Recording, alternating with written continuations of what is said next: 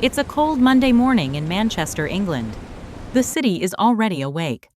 Buses move through the busy streets, cafes are filled with professionals grabbing their first coffee of the day, and thousands of business owners are preparing for another week of meetings, deadlines, and opportunities. Inside a modest office on the third floor of an aging brick building, Oliver Bennett sat alone. The room wasn't impressive. A worn wooden desk stood in the middle. A laptop glowed with dozens of unanswered emails. Business books lined one wall, each filled with highlighted pages and handwritten notes. A whiteboard displayed ambitious goals. Reach 100 clients. Become a trusted business advisor. Build a company people remember. Oliver looked at the list and sighed. For nearly 8 years, he had poured everything into his consulting business. He had helped struggling companies reduce costs, improve productivity, and increase profits. Every client who worked with him left happier than when they arrived. Yet every month brought the same painful question. Where will the next client come from? His phone rarely rang. His inbox stayed quiet. His LinkedIn posts attracted only a handful of views. He watched competitors with fewer qualifications sign larger contracts, appear on podcasts, speak at conferences, and become well-known names in the industry.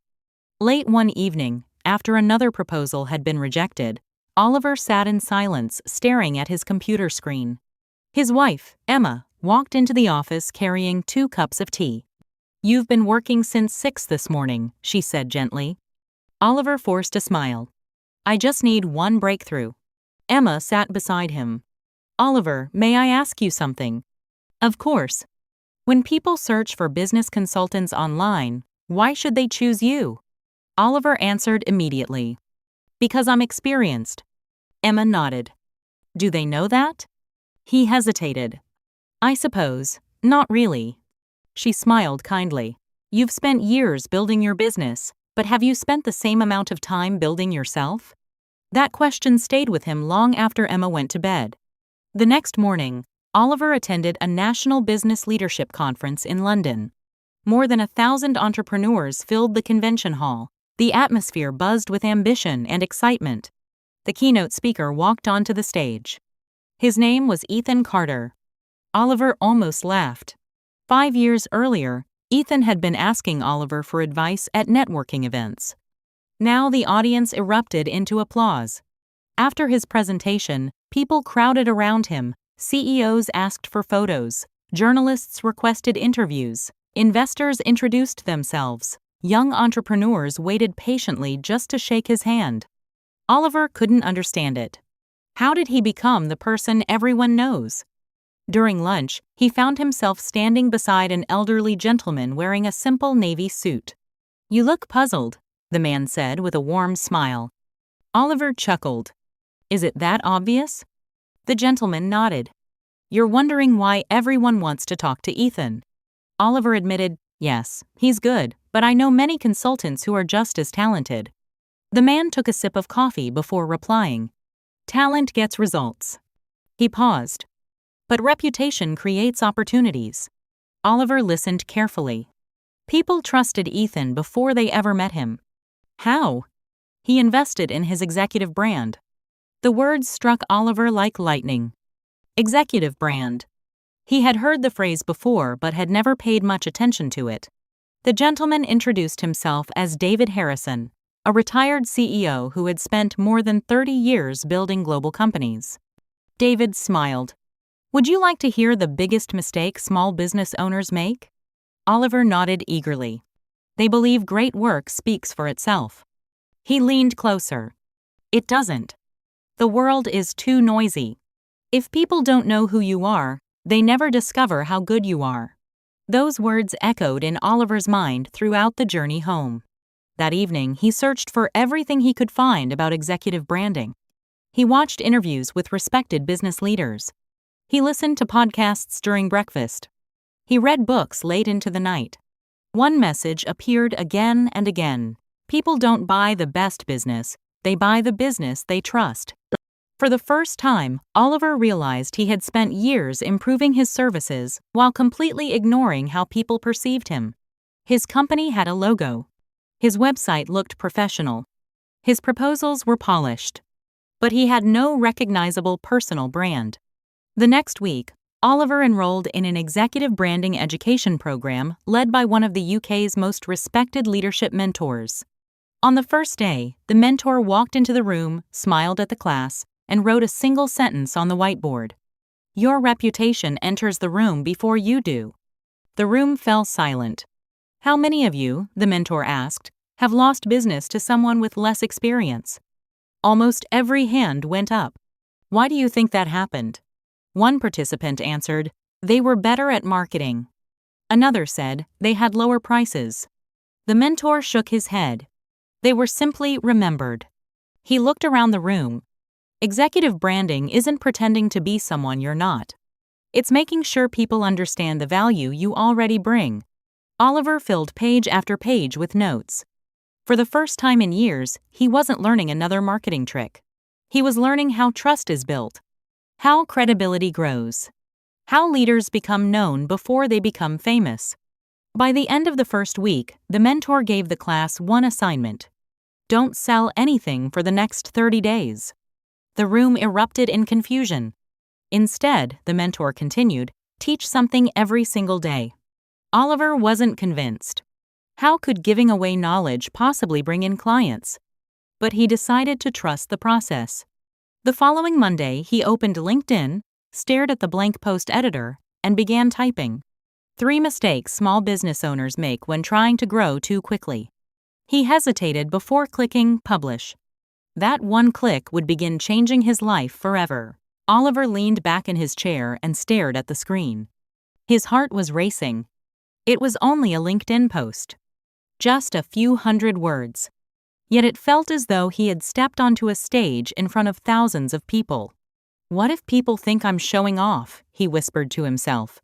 What if nobody reads it? What if someone proves me wrong? He almost clicked delete. Instead, he closed his eyes, remembered his mentor's words, and pressed publish. For the next hour, he refreshed the page every few minutes. Nothing. 1 view. 3 views. 5 views. No comments. No likes. Oliver sighed. I knew it, he muttered. This isn't going to work. He shut down his laptop and went home feeling embarrassed. The next morning, something unexpected happened. His phone buzzed. A notification. Someone had shared his post. Then another notification appeared. A local entrepreneur had commented, "This is exactly the advice I needed today." Then another. "Thank you for explaining this so clearly." By lunchtime, more than 1,000 people had viewed his article. To someone with millions of followers, that number would have meant very little. To Oliver, it meant everything. For the first time in years, people were noticing him. Not because he was advertising, because he was helping. That evening, his mentor called him. "So," he asked, "how did your first post go?" Oliver laughed. "I was terrified." "Were you judged?" "No." "Were you criticized?" "No." "What happened then?" "People thanked me." The mentor smiled. Exactly. Most people stay invisible because they imagine criticism that never comes. The following weeks became a routine. Every morning before meeting clients, Oliver wrote one helpful article. Sometimes he shared lessons from projects he had completed. Sometimes he explained common business mistakes. Sometimes he simply answered questions clients asked every week. He never tried to impress people with complicated words. Instead, he spoke as though he were helping one business owner sitting across a table. Slowly, his audience grew. 100 followers became 500. 500 became 2,000. 2,000 became 10,000. But something far more valuable than followers began to happen. People trusted him. One Friday afternoon, his phone rang. "Hello, is this Oliver Bennett?" "Yes." "My name is Sarah Williams. I've been reading your articles for the past 3 months." Oliver smiled politely. "Thank you." She continued, "I've never met you before, but I already feel like I know how you think. Our company needs help. When can we start?" Oliver almost dropped the phone. She hadn't asked for a discount. She hadn't compared him with competitors. She hadn't requested a lengthy proposal. She simply wanted to work with him. After hanging up, Oliver remembered something his mentor had once said. The easiest sale is the one that's already been made before the conversation begins. Now he understood. His content had been building trust every day while he slept. Months passed. Oliver became disciplined. Every article had one purpose: to educate. Every video answered one question: to help. Every presentation shared one lesson: to create value. He stopped worrying about going viral. Instead, he focused on being useful.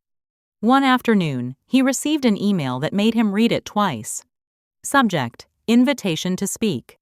A regional business association wanted him to deliver a keynote presentation on leadership and business growth. Oliver stared at the screen. Surely they've contacted the wrong person. He checked the email address again. It was real. His hands trembled as he accepted the invitation. The day of the event arrived. Nearly 200 business owners filled the conference room. Oliver stood backstage. His palms were sweating. His heart pounded. "I can't do this," he whispered. His mentor placed a hand on his shoulder. "Who are you speaking for?" "The audience." "No." Oliver looked confused. "You're speaking for the version of yourself who struggled for years because nobody taught him these lessons. Help that person. Forget everyone else." Those words changed everything. Oliver walked onto the stage. Instead of trying to sound impressive, he told a story. He spoke about rejection, about empty inboxes, about wondering whether he should quit. The audience listened in complete silence. Some nodded. Some smiled. Some even wiped away tears. Because they weren't hearing a perfect success story, they were hearing the truth. When he finished, the room erupted into applause. Dozens of people lined up afterward, not just to congratulate him, but to ask for his help. One business owner shook his hand and said, "I've attended conferences for years. This is the first presentation that made me believe I can actually grow my business." Oliver smiled. At that moment, he finally understood what executive branding really meant. It wasn't about becoming famous. It wasn't about collecting followers. It wasn't about looking successful. It was about becoming genuinely valuable. The more value he created, the more opportunities appeared. The more people he helped, the more people trusted him. Within 2 years, everything had changed. His calendar was booked months in advance. Companies that had once ignored his proposals were now inviting him to lead workshops. Podcasts requested interviews. Business magazines featured his insights. Conference organizers flew him across the country to speak. Ironically, Oliver was no more knowledgeable than he had been 2 years earlier. His skills had improved, but only slightly. The biggest transformation wasn't in what he knew. It was in how consistently he shared what he knew. One evening, as he locked the office door, Emma smiled and asked, "Do you remember the question I asked you all those months ago?" Oliver laughed. "I'll never forget it." She smiled. "What was it?" He looked at the company logo on the office window before replying. "I spent years building my business, but not myself."